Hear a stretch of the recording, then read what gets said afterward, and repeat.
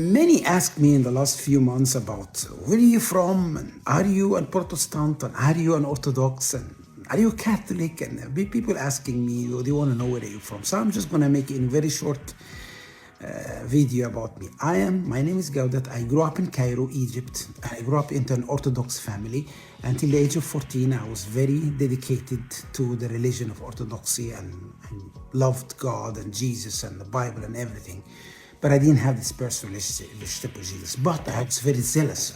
If they can ask me, leave Christianity, I would die instead of leaving it, because it was more cultural, more identity and everything in me.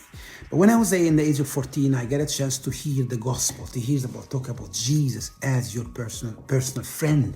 How can you be connected to Jesus? And that really fascinated me, because I got really excited about that. And then they asked me to pray the salvation prayer, to be born again. And I did that. I was 14 years old. I was very young, but I was very, very eager to know Jesus. And in that age, I decided to follow Jesus, and I read some books about following him, getting him as my best friend. I kept reading the Bible, and I kept talking to Jesus. And in many years, I grew up into this relationship.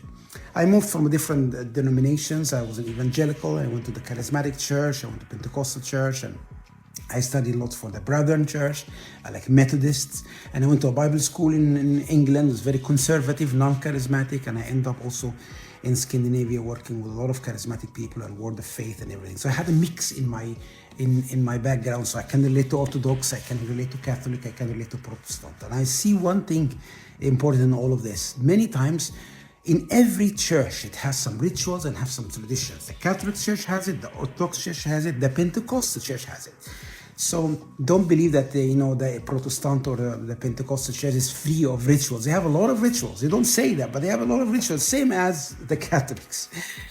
And because we as humans, we need to have some rituals to connect us to the religion we are following, to connect us to our way of worship. So you go to the Catholic, you do the masses, all these things. You go to the Orthodox, you do all the spiritual things and with the icons and everything.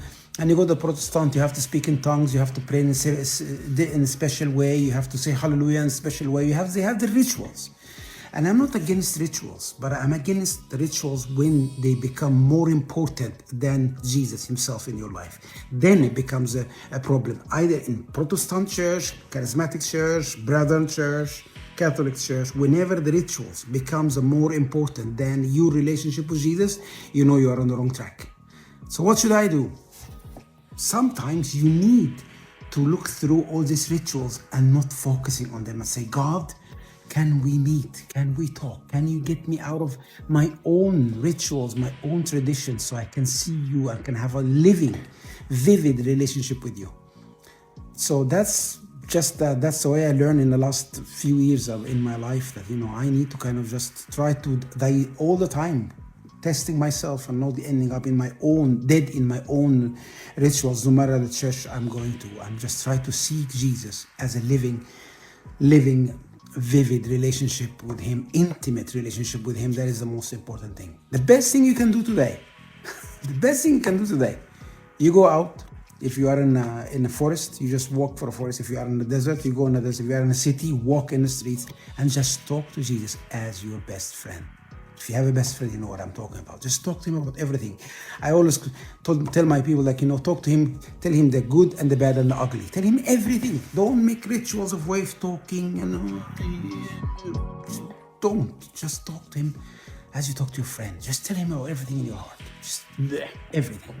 And let him talk to you. And I think if you do this, you will find a huge difference happening in your life. No matter what your church organization or denomination is, you will meet him personally, because he really want to talk to you more than you want to talk to him.